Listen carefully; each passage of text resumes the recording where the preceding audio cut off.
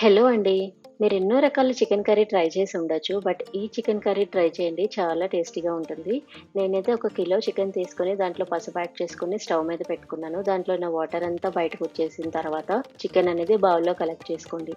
ఇట్లా చేయడం వల్ల ఏంటంటే చికెన్‌లో ఉన్న నీసు స్మెల్ అనేది పోతుంది. కలెక్ట్ చేసుకున్న చికెన్‌లో ఉప్పు, అట్లానే కారం, అట్లానే అల్లం వెల్లుల్లిపాయ పేస్ట్ అండ్ కొంచెం ఆనియన్ పేస్ట్ కూడా వేసుకొని బాగా మ్యారినేట్ చేసుకోండి.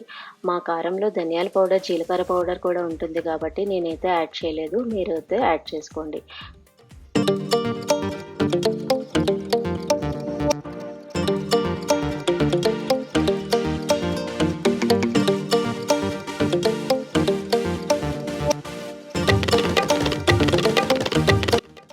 2 అవర్స్ తర్వాత మ్యారినేషన్ చేసుకున్న చికెన్‌ని తీసుకొని, కొంచెం ఆయిల్ యాడ్ చేసుకొని, స్టవ్ మీద పెట్టి, కొంచెం వాటర్ కూడా యాడ్ చేసుకొని, బాగా ఉడకపెట్టుకోండి. ఒక 15 మినిట్స్ మీడియం ఫ్లేమ్‌లో ఉడకపెట్టుకుంటే సరిపోతుంది. కొంచెం గ్రీన్ చిల్లీస్ కూడా యాడ్ చేసేసుకోండి.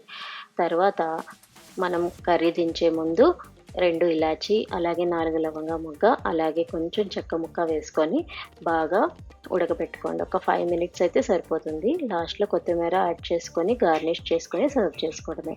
ఈ కర్రీ చాలా సింపుల్ కర్రీ అండి. మసాలాలు ఎక్కువ వద్దు అనుకునే వాళ్ళకి చాలా బావుంటుంది.